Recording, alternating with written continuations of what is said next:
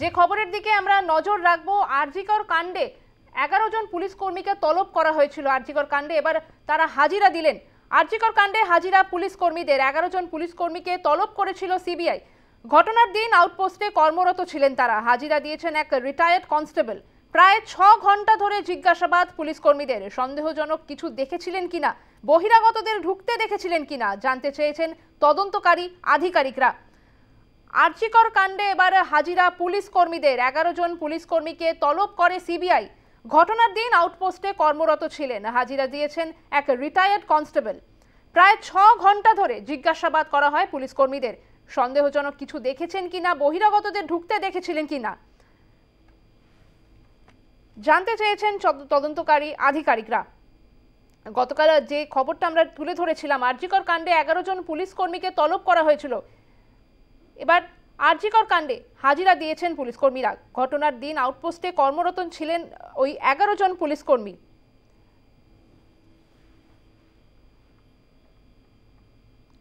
ফোনে রয়েছেন আমাদের প্রতিনিধি সন্তোষ ঠাকুর। সন্তোষ, যেমনটা জানা যাচ্ছে আরজিকর কাণ্ডে পুলিশ কর্মীরা এবার হাজিরা দিয়েছেন, কি আপডেট রয়েছে এই প্রসঙ্গে?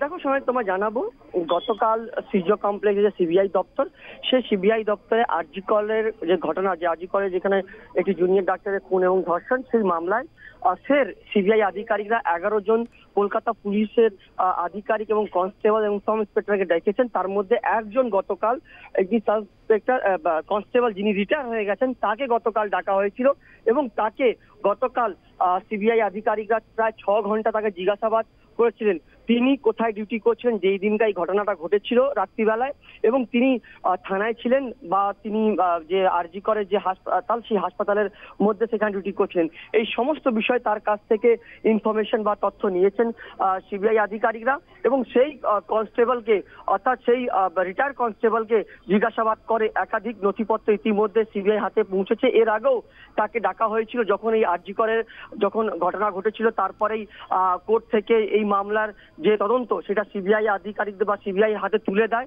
সিবিআই আধিকারিকরা সেই তদন্ত করতে গিয়ে তাদের বয়ান নিয়েছিলেন, কিন্তু ফের এই গতকাল যে কনস্টেবল যিনি রিটায়ার হয়ে গেছেন, সেই কনস্টেবলকে ডেকে ফের তার বয়ান নথিভুক্ত করেছেন সিবিআই আধিকারিকরা। এমনটাই সিবিআই সূত্রে খবর। যে তথ্য সিবিআই আধিকারিকরা পেয়েছিলেন গতকাল, সেই তথ্য হিসাবে আরো যারা 10 জন যারা বাকি আছেন জিজ্ঞাসাবাদের প্রক্রিয়ার মধ্যে আসার জন্য, তাদেরকে ডাকা হয়েছে এবং আজ সেই 10 জনকেও জিজ্ঞাসাবাদ করতে চায় সিবিআই আধিকারিক। সেই জন্য 2 দিনের সময় দিয়েছিল এবং গতকাল এবং আজ ফের তাকে বেশ কিছু কনস্টেবল এবং সাব ইন্সপেক্টরকে ডাকা হয়েছে এবং সময় বিষয় তারা সময় সাপেক্ষ তারা আসবেন কি আসবেন না সেটা সময় হলে জানা যাবে। কিন্তু যেটা গতকাল যাদের যে কনস্টেবল অর্থাৎ যে রিটায়ার্ড কনস্টেবলকে জিজ্ঞাসাবাদ করেছেন সিবিআই আধিকারিক, তার বয়ান নেওয়া হয়েছে এবং সেই বয়ান তিনি লিখিতভাবে কাগজে সিবিআই আধিকারিকদের সামনে দিয়েছেন এবং সেই রাত্রিবেলা তিনি কোথায় ডিউটি করেছিলেন এবং কোন জায়গা তিনি ছিলেন এবং কার নির্দেশে সেই ডিউটিতে তিনি এসেছিলেন, অর্থাৎ তার যে সিসি অর্থাৎ তার যে কাগজ যখন ডিউটি দেওয়া হয়েছিল তাকে থানা থেকে তখন কে দিয়েছিল ডিউটি তাকে, এই সমস্ত বিষয় সিবিআই আধিকারিকের সেই রিটায়ার্ড কনস্টেবল তিনি সিবিআই আধিকারিকদেরকে জানিয়েছেন। অনেক ধন্যবাদ তোমাকে সন্তোষ। আমাদের সঙ্গে ফোনে ছিলেন প্রতিনিধি সন্তোষ ঠাকুর। আরো একবার জানিয়ে রাখবো, আরজিকর কাণ্ডে হাজিরা পুলিশ কর্মীদের 11 জন পুলিশ কর্মীকে ইতিমধ্যেই তলব করে সিবিআই। ঘটনার দিন আউটপোস্টে কর্মরত ছিলেন ওই 11 জন পুলিশ কর্মী। ইতিমধ্যেই হাজিরা দিয়েছেন এক রিটায়ার্ড কনস্টেবলও। প্রায় 6 ঘন্টা ধরে তাকে জিজ্ঞাসাবাদ করা হয়। সন্দেহজনক কিছু তিনি দেখেছিলেন কিনা, বহিরাগতদের ঢুকতে দেখেছিলেন কিনা, এই বিষয়ে তাকে প্রশ্ন করা হয় বলে জানা যাচ্ছে।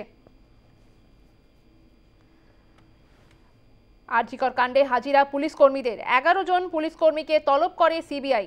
ঘটনার দিন আউটপোস্টে কর্মরত ছিলেন ওই 11 জন পুলিশ কর্মী।